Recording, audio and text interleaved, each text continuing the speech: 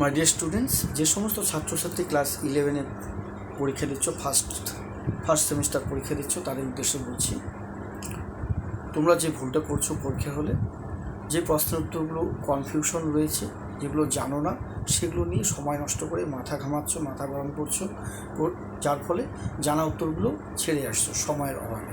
তাই বলছি, এ ধরনের ভুল করবে না। প্রথমত, যে উত্তরগুলো তুমি জানো সেগুলো আগে লেখো।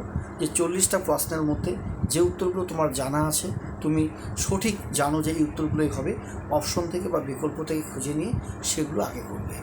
কোনো মতেই সময় নষ্ট করবে না। আর যেগুলো যে 5টা বা 10টা তোমার একটু কনফিউশন রয়েছে উত্তর কোনটা হবে, এগুলো শেষে চিন্তা ভাবনা করে উত্তরগুলো বসিয়ে দেবে।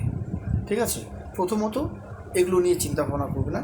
প্রথমত তুমি যেগুলো জানো ফার্স্ট টাইমে, সেগুলোর উত্তর লিখবে। তোমার জানা আছে কটা, 40টার মধ্যে কটা প্রশ্ন উত্তর তুমি জানো, একদম নির্ভুল হবেই, কারেক্ট, সে কটা তুমি আগে লেখো। তারপরে কনফিউশন রয়েছে, এ হবে না, বি হবে না, সি হবে, সেটা চিন্তা ভাবনা করে তারপরে লেখো। তারপরে এমন 2-3টা থাকতে পারে যে হয়তো তুমি উত্তরই জানো না, 4টার মধ্যে বুঝেই উঠতে পারছো না কোনটা, কারণ তুমি পড়া নেই সেগুলো তোমাকে লিখতে হবে। চিন্তা ভাবনা করে দেখো তোমার কোনটা উত্তর মনে হয়, সেটা তুমি বসিয়ে দিলে। এইভাবে উত্তরগুলো করবে। আর ইউনিট ধরে ধরে টেক্সট বইয়ের পেছনে যে প্রশ্নগুলো রয়েছে সেগুলো একটু দেখো।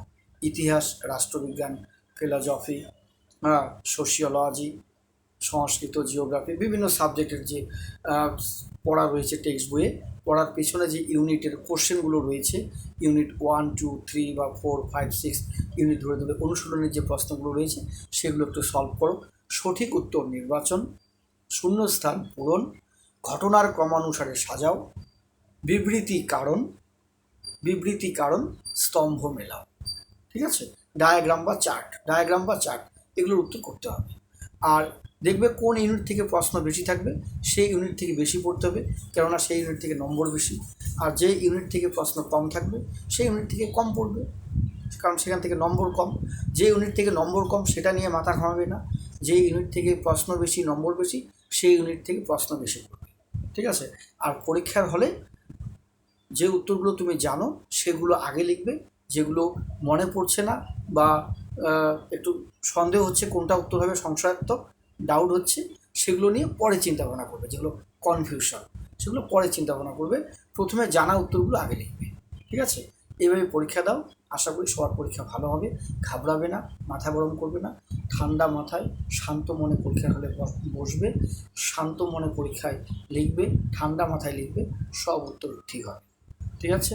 আজকের ভিডিওটি ভালো লেগে থাকলে অবশ্যই লাইক করবে, কমেন্টস করে জানাবে আজকের কথাগুলি কেমন লাগলো, বেশি বেশি করে শেয়ার করবে। আর আমার ইউটিউব চ্যানেল যারা এখনও পর্যন্ত সাবস্ক্রাইব করেনি, অবশ্যই আমার YouTube channel S tutorial home এই চ্যানেলটিকে সাবস্ক্রাইব করবে।